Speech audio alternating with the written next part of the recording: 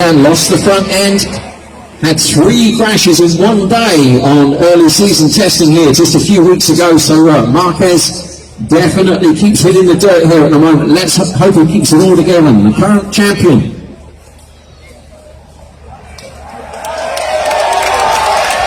And look at that, Iannone already starting to move up on the Suzuki number 29. Andrea Iannone straight on to Suzuki, but Marquez is back with him as they come out of turn 16 and back down towards us. Zarco, Marquez, Iannone, got it.